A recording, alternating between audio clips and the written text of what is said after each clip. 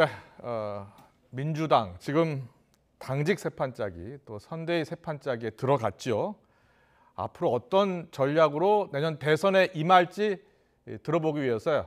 조금 전 소개해드린 더불어민주당 강훈식 신임 전략기획위원장과 함께 이야기 나눠보겠습니다. 스튜디오에 나와 계십니다. 어서 오십시오. 네, 안녕하세요. 안녕하십니까. 강훈식입니다. 반갑습니다. 네. 임명된 지 몇 시간 안 됐는데 네. 자, 아주 무거운 자리죠? 네, 그렇습니다. 어떤 각오로 임할 생각입니까? 국민들이 아직 민주당에게 마음을 주고 있지 못하고 있습니다. 그래서 저희가 반성하고 또 쇄신하겠다고 약속드리고 있습니다. 예. 그 쇄신과 반성의 마음으로 미래를 위해서 변화하고 또 혁신된 모습을 보여주고 다 그런 변화된 혁신된 정당이 국민과 민생 또 나아가서 국민의 먹거리, 성장을 좀 챙길 수 있는지를 보여주는 선대위가 돼야 된다는 측면에서 제가 하고 있는 해야 될 일은 굉장히 무겁고 어려운 일이다라고 생각합니다. 예. 우리 강훈식 위원장은 선거 때마다 바빠집니다. 왜냐하면 전략통으로도 통하기 때문이고요. 네. 그리고 이번에 임명되기 전에 정무조정실장으로 이 대표 옆에서 수행을 하는 모습을 자주 봤거든요. 네. 이재명 후보가 국민들을 만나면서 이렇게 이야기하더라고요. 인물은 이재명이 나은데 민주당에 있어서 못 찍는다는 사람을 많이 만났다. 옆에서 그 지근거리에서 봤을 때 역시 같은 느낌이었습니까? 이제 이런 것 같습니다. 예. 실제로 이재명 후보에 대한 여러 가지 오해와 논란이 있는데요. 그 논란과 오해는 야당의 후보에도 있다고 저는 생각합니다. 이제 그런 것들은 사실은 지지자들, 양극단의 지지자들의 문제인 것이고 결과적으로 그러면 누가 우리의 문제를 해결해 줄 수 있느냐.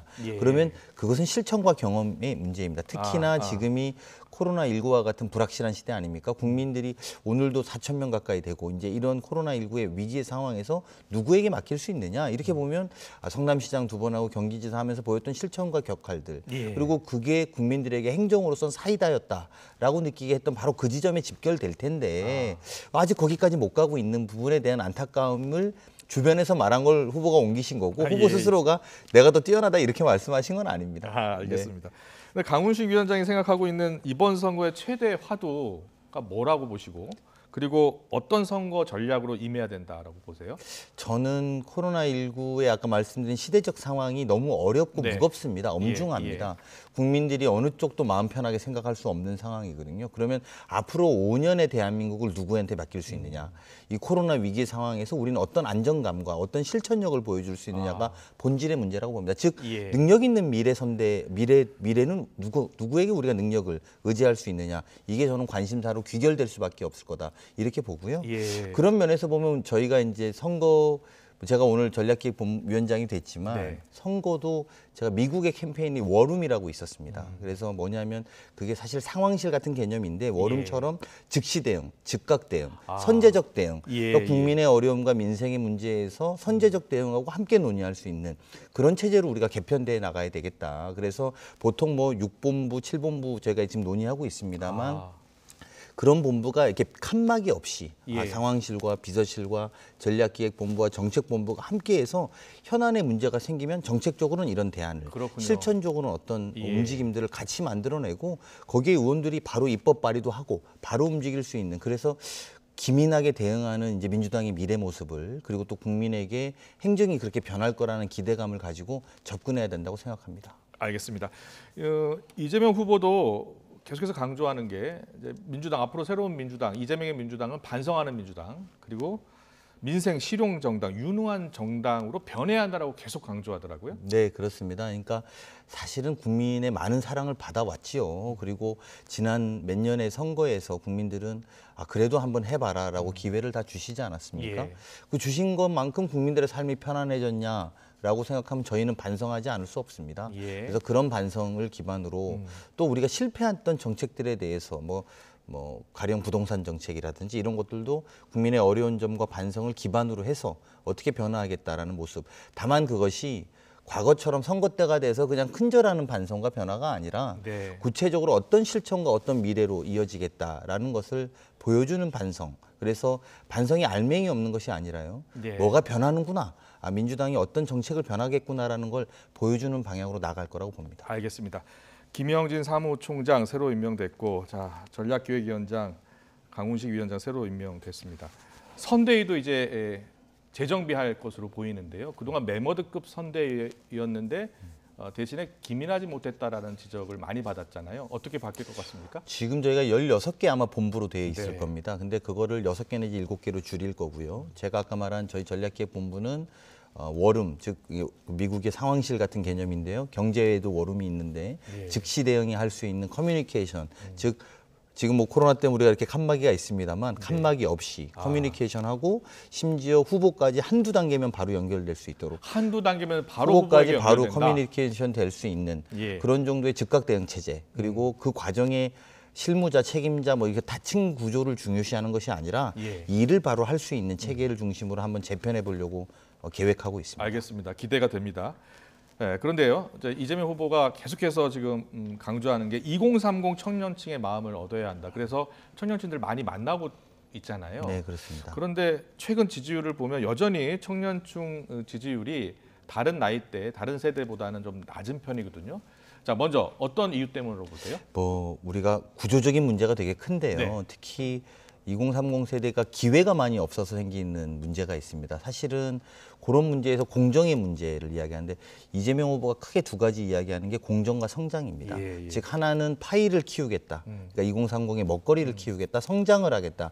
그래서 우리 박정희 대통령 이야기에서 약간 화두도 됐습니다만 박정희 대통령 시대와 같은 에너지 고속도로를 만들어서 네. 국가 일자리를 늘리겠다. 즉 성장과 파이를 키우겠다는 게 하나고요. 두 번째는 그 큰 파이에서 모두가 납득할 수 있는 게임의 룰을 만들어 보겠다는 건데 네. 이 부분에 대해서 젊은 세대가 당장 믿어주기는 어려울 거라고 봅니다. 근데 여기 시간이 지나고 신뢰가 쌓이는 만큼 저는 지지층의 마음을 돌아올 수 있도록 노력해야 된다고 생각합니다. 이제 선거가 100여일밖에 남지 않았잖아요. 네, 예. 그렇습니다. 그 사이에 마음을 많이 돌릴 수 있을 것 같습니까? 100일이면 뭐 많은 변화들이 있을 수 있고요. 네. 뭐 저희도 그렇고 또 저희가 그렇다고 더 내려갈 수도 있고 예. 또 저쪽도 또 저희가 더 올라갈 수도 있고 이런 변화가 충분히 가능하다고 생각합니다. 겸손한 마음으로 또 진심으로 저희가 다가가면 좋은 결과가 있을 거라고 봅니다. 선거 전략을 오래 세워봤고 또 그 일을 많이 해왔잖아요. 2030 세대가 표심이 많이 변했다. 어떻게 느끼세요? 맞죠. 예전에 보면 소위 젊은 세대는 민주당, 예. 개혁 정당을 좀 좋아했고 좀 어르신들은 좀 보수 정당을 좋아했다면 지금은 2030이 그렇게 개혁 정당을 안 좋아하더라 이렇게 말씀하시는 분이 많습니다. 반대로 말하면 네. 이제 2030 세대가 너무 어려워져서 이익 투표를 한다는 소리이기도 이익 합니다. 투표를 한다. 나한테 도움되는 예. 또 나한테 변화를 줄 수 있는 삶에 그게 투표하겠다는 선거 운동, 선거 전략의 포인트네요. 그렇습니다. 예. 그래서 아까 말씀드린 것처럼 누가 실천하고 누가 바꿀 수 있느냐 이 지점으로 모인다면 그거는 내가 믿을 수 있고 본 적이 있는 사람이어야 하는 것이고 예. 그렇게 보면 이재명 후보는 실천하고 보여준 게 많기 때문에 그래서 지금 젊은 세대들이 다시 기대를 하는 것도 결국은 나한테 뭔가 변화를 줄 수 있는 후보는 이재명 후보 아닌가 예. 이런 부분으로 귀결될 수밖에 없다고 봅니다. 알겠습니다. 오늘 청년 선대위 인선도 발표했는데 선대위 내에 이런 조직이 있더라고요. 민주당 꼰대짓 그만해. 네. 남혐, 여혐 둘 다 싫어. 이런 조직을 만들기로 한 거예요. 네. 이런 조직을 만든 이유가 어디에 있어요? 저희 자체를 돌아보게 하는 끊임없는 내부 각성과 자성의 노력이 필요합니다. 근데 그것을 저희들끼리 과거의 기성 정치인들이 하는 것이 아니라 아예 젊은 2030 세대가 이런 꼰대짓 그만의 위원회를 만들어서 구체적으로 정치인들한테 지적하고 요구하고 그래서 그게 좀 더 편안한 소통과 대화가 될 수 있도록 하는 체제이기 때문에 이 예. 변화도 전 되게 재미있는 또 그 선대 이름이 다이너마이트 선대입니다. 예. 청년 선대 이름이 다 폭발시키겠다. 다 뭐 민주당도 마음에 안 들면 폭파시키겠다 이런 개념이 있는 것만큼 좀 그런 열정과 변화에 대한 노력들도 아마 의원들도 이제 받아들일 마음의 준비를 해야 되겠지만 예. 그럼 조금 더 선순환되고 새롭게 변화하는 노력에 도움이 될 거라고 생각합니다. 그렇다면요. 그동안 민주당이 청년들한테 보여줬던 꼰대짓 맞죠? 생각나는 거 뭐 있습니까? 많이 있는데요. 많이 있는데 예. 뭐 제가 그냥 그 해당되는 의원님들이 떠올라가지고 말하기가 더 조심스러워요. 예.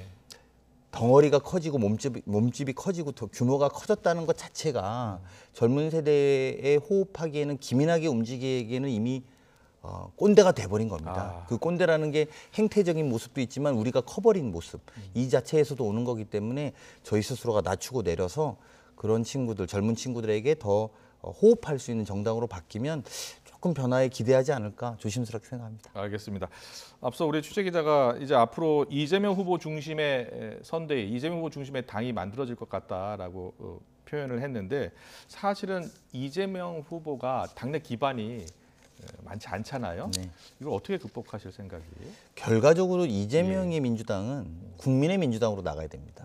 저는 갈 길이 정해져 있습니다. 네. 당내 기반이나 또 지금까지 여의도 경험으로 한다면 아마 양당의 후보가 다 이분들이 되기 어려웠을 거라고 봅니다. 두 분 다 당내 경험의 문제가 본질이 아니었고 국민들의 시각에 호흡하라는 것이었고 네. 그거는 이재명 후보는 그런 행정 경험과 다양한 경험 속의 실천을 여의도에서 해달라는 주문이었다고 저는 생각합니다. 그러니만큼 그 과정을 국민의 민주당 속으로 들어가서 저희가 성공시킨다면 예. 당내 기반 문제는 나중에 극복될 거라고 봅니다. 알겠습니다. 그리고요, 민주당이 변해야 한다. 초선 의원들이 기자회견까지 계속 열고서 당의 혁신을 외치고 있습니다. 특히 외부 인사가 보이지 않는다. 외부 인사 영입이 또 실제로 쉽지 않다고 들었는데 외부 인사 영입은 어떻게 추진하고 있고 어떤 인사가 들어와야 된다고 보십니까? 국가인재영입위원장의 우리 원혜영 의원님 네. 그리고 국가인재영입위원회 단장의 우리 백혜련 의원을 임명한 지 이제 불과 뭐 일주일도 안 지났습니다. 시간이 좀 걸리는 문제고요. 하지만 제가 아까 말씀드린 것처럼 후보의 가장 큰 고민들, 즉 공정과 성장, 그리고 공정을 상징할 수 있는 분들, 예. 또 성장을 이야기할 수 있는 분들, 그리고 코로나 시기에 우리가 어떻게 먹고 살 것인가에 대한 민생을 이야기하는 분들, 이런 분들 중심으로 영입을 노력할 거라고 보고요. 예, 또 예. 그런 상징성 있는 분들이 좀 구체화되면 저희가 좋은 방송 이런 프로그램에 나와서 예. 국민께 보고할 수 있도록 하겠습니다. 알겠습니다. 공정과 성장, 민생을 상징하는 인물 영입을 지금 추진하고 있다고 합니다. 어떤 인물을 영입할지 지켜보고요. 전략위원장이시니까 여론조사 계속 보고 계실 텐데 여론조사 최근 여론조사를 보면 이재명 후보와 윤석열 후보 간 지지율 격차가 좀 좁혀지고 있는 최근에 이제 오차 범위 내로 들어갔어요. 지금 여론조사 추이를 어떻게 보고 있는지. 예. 저희는 솔직히 말씀드리면 네. 아직 의미가 별로 없다고 봅니다. 아직은 의미가 없다. 저희가 좁혀진 것도 뭐 되게 잘하고 있다거나 예. 또는 저희가 많이 벌어진 것은 큰일 났다고 이렇게만 생각하지 않고요. 조금 더 관심과 집중도가 높아져야 될 거라고 봅니다. 즉 지금은 어떤 의미로 보면 지지층의 대결인데요. 그렇게 크게 보면 정권 교체의 요구가 더 높은 건 사실 아니겠습니까? 네. 그러면 그런 분들의 의견이 그대로 반영된 거라고 본다면 예. 조금 시간이 지나서 즉 중도층 대통령 선거는 보통 80%까지 투표합니다. 예. 여론조사 응답률은 굉장히 낮고요. 그러면 그 중간에 계신 분들의 생각 제가 아까 말씀드린 것처럼 이 양 정당의 입장이 아니라 중간에 계신 이익 투표를 하는 2030부터 또 나는 별로 정치는 관심 없지만 누가 내 삶을 잘 바꿀 수 있을 것 같아 라는 분들의 판단들이 구체화되면 저는 그때부터 지지율은 의미도 있고 예. 또 지지율은 많이 달라질 거라고 생각합니다. 그렇군요. 그런데 지금 한 100여일 남았잖아요. 무당층 지지 후보를 바꿀 생각이 있느냐라고 묻는 질문에 최근 나온 여론조사를 보면 조금씩 줄고 있어요. 줄고 있죠. 예, 지금 한 30%까지. 자, 무당층을 한 몇 퍼센트 정도로 보고 있고 어떤 후보에 어떤 점을 보고 투표할 것 같습니까? 퍼센테이지는 별로 없는데 예. 미국의 대통령 버락 오바마가 그런 말을 한 적이 있습니다. 중도층이라는 것은 실천력을 보고 찍는다. 실천력을 보고 찍는다. 그런 말 한 적이 있는데요. 그래서 중도층이라는 것은 이념의 문제가 아니라 예. 실현하고 바꿔줄 사람을 찾는 문제이기 때문에 레토릭이나 저희가 허황된 이렇게 말로 표현돼서 찍는 건 아니라요. 그래서 사실은 저희도 앞으로는 아주 구체적으로 우리 동네에 무엇이 어떻게 바꾸는 것까지도 대통령 선거에 준비해야 될지도 모른다고 생각합니다. 예. 그래서 요즘엔 휴대폰만 열어보면 바로 우리 동네가 무엇이 어떻게 바뀌는지 확인될 수 있잖아요. 그렇죠. 이런 게 변하는 대통령 후보와 그렇지 않은 후보로 나눠질 수 있다고 보기 때문에 그런 분들이 저는 중도층일 거라고 보고요. 시간이 지날수록 이분들은 실력에 집중할 거고 실천에 집중할 거라고 생각합니다. 네, 알겠습니다. 마지막으로요. 지금 상대당 가운데 이제 국민의힘 네, 김종인 전 비대위원장 아시죠? 네, 예, 알죠. 같이 일해 보신 적도 네, 있고. 있습니다. 예, 근데 김종인 전 위원장 영입으로 지금 갈등을 겪고 있잖아요. 자, 어떻게 보세요? 김종인 전 위원장이 합류할 것 같습니까? 합류하지 않을 것 같습니까? 저는 합류하실 것 같은데요. 그렇습니까? 저희는 예. 최대한 보수적으로 준비를 하는 게 맞으니까요. 합류하신다고 보고 저희는 준비하는 게 맞다고 봅니다. 예. 하지만 이준석 대표를 뽑은 국민의힘의 변화를 요구한 것은 국민들이 이제 좀 과거의 정치와 어법으로 하지 말라는 것이고요. 네. 오늘 김영진 사무총장, 강훈식 전략기획위원장 재선인데 저희를 또 당의 전면에 세운 것도 저희는 과거의 방식이 아니라 새로운 방식으로 정치를 바꾸보라는 국민의 명령이라고 생각합니다. 그래서 김종인 위원장이 하시던 않던 저희는 보수적으로 생각합니다만 저희는 그 이상을 넘어야 된다는 각오로 노력할 생각입니다. 알겠습니다. 당직과 선대의 세 판짝이 들어간 민주당 앞으로의 전략을 들어봤습니다. 더불어민주당 신임 전략기획위원장 강훈식 의원이었습니다. 잘 들었습니다. 네, 고맙습니다.